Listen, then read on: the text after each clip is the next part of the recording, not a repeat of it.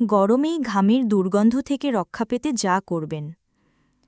গরমের দিন এই সময়ে শরীরের দুর্গন্ধ একটি সাধারণ সমস্যা, তবে কখনো কখনো এই গন্ধের জন্য অনেকেই বিব্রতকর সমস্যায় পড়েন।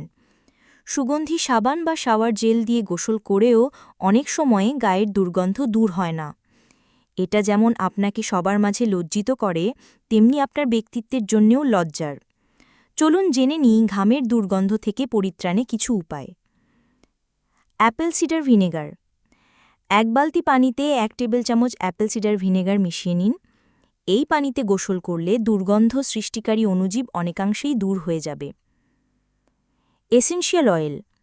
এটা ব্যবহারের মাধ্যমে দূর করতে পারেন অতিরিক্ত ঘাম ও শরীরের দুর্গন্ধের সমস্যা, কারণ শরীর পরিষ্কার করার পাশাপাশি এটা জীবাণু ও অণুজীব দূর করে। সেজন্যে ব্যবহার করতে পারেন ল্যাভেন্ডার বা পুদিনা পাতার এসেনশিয়াল অয়েল।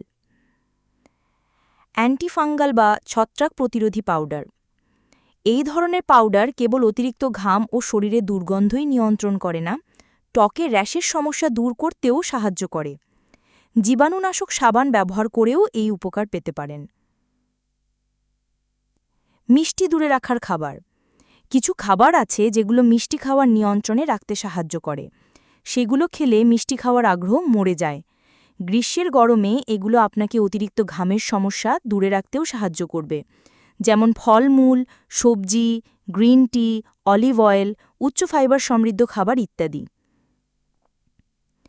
অ্যান্টিপারস্পিরেন্ট ও ডিওডোরেন্ট। ঘামের সমস্যা দূরে রাখতে বাজারে অনেক ধরনের অ্যান্টিপারস্পিরেন্ট ও ডিওডোরেন্ট পাওয়া যায়। এগুলো আপনার শরীরের ঘাম উৎপন্ন হওয়া রোধ করে, ফলে জীবাণু ও অণুজীবের বাসা বাঁধা কঠিন হয়ে পড়ে। দূর হয় শরীরের দুর্গন্ধের সমস্যা। যাদের এই সমস্যা বেশি, দিনে 2 বার এগুলো ব্যবহার করতে পারেন।